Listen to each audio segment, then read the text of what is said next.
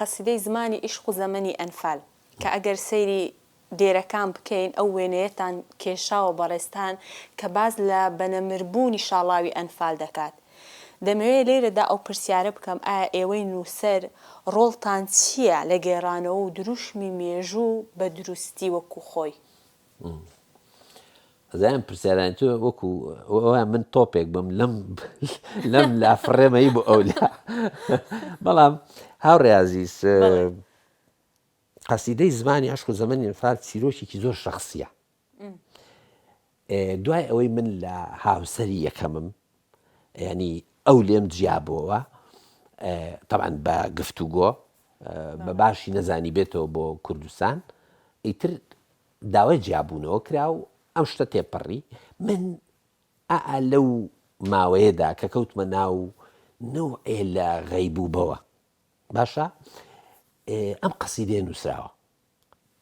هیچ مبالغە ناکەم، نازانم کەی دەستم پێ کردووە، نازانم کەی کۆتایی پێهاتووە. تەریخەکەی لەسەرەکە کەی کۆتایی پێهاتووە لە شاری غوڵۆغا لە دانیمارک، و یەکەم کەسیش بۆ بخوێندەوە ئەم کاروان عومەر کاکە سووری ڕۆمان نووس بوو کە وتی ئەم قەسیدەیە تۆ بەم قەسیدەیەت ناوی خۆت دەچەسپێنی لە ناو شعری کوردیە.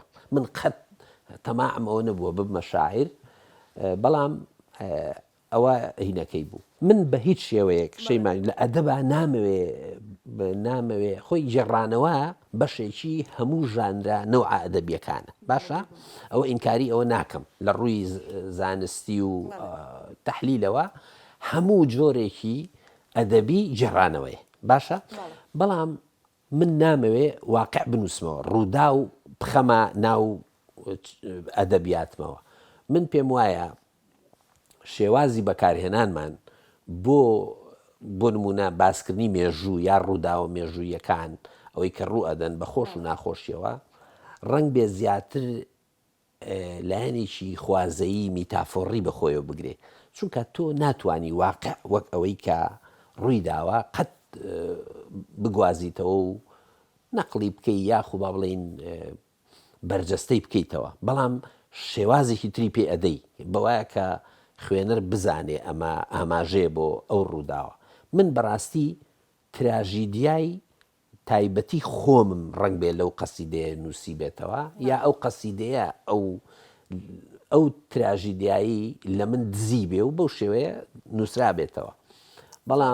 بەڵام مەبەستم ئەوە نەبووە چیرۆکی ئەنفال بجێڕنەوە. و من پێم وایە ڕۆشنبیر نووسەر ئینسانی هۆشمەند نابێ خۆی بکا بە نوێنەری قوربانیەکان.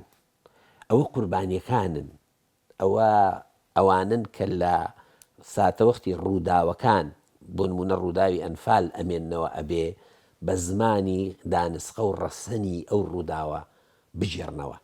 نابێ نووسەر خۆی بخاتە جێی ئەوان و لە جیاتی ئەوان باز لە واتە دەبێ و کەسێکە لە نێو ڕووداوەکە بووە ئەو بە جوانی و بە شێوەی ڕاست و دروستەکە باس لە ڕووداوەکە بەو شێوەیە کە خۆی باسیەکە. ئێمە ناڵێن ڕاست و دروست. من ناتوانم بە کەسێک کە 17 کەس لە خێزانەکەی خۆی لە دەست داوە پێی بڵێم ئاتخوا بە شێوازێکی لۆزیشی شاریانە بۆ بجێڕەوە بیکە بە وشە، لەوانەیە ئەو نەتوانێت بیکا بە وشە، لەوانەیە نەتوانێت وەکو منەوە تۆ دانیشێ بەرچەبکە، لەوانەیە پێویستی بێ بچە سەر ئەرزەکە، لەوانەیە بێدەنگ بێ، هەناسەکانی ئاماژە بێدەنجیەکانی ئاخ و هەناسەدانەوەکانی وەستانی لەسەر وشەیەک و دووبارەکردنەوەی ڕاستکردنەوەی قسەکانی ئەمانە زمانی دانسقەی قوربانین کە نووسەر نابێت ڕێگە بەخۆی بدا بە زمانێکی لۆجیکی و شاریانە بێت باسی ئەم ڕووداوە بکە.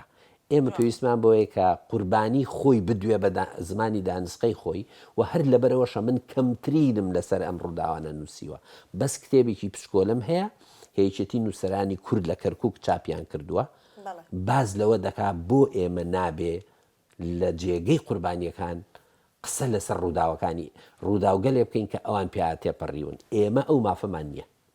تۆ ئەتوانێت تەحلیلی ئەو مەتریاڵە بکەی کە دێتە بەردەستت، بەڵام بۆ نییە خۆت بخەیتە جێی ئەوان و بەم زمانە سەقافیە بچی باز لە قوربانیەکانی ئەنفال بکەیت، چونکە ئەو ڕووداوانە هەندێکی نابێتە زمان، واتە نایەتە ژێر دەستوری زمان و عەقلانیەتی زمانەوە. جوانە، دەستت خۆش بێ.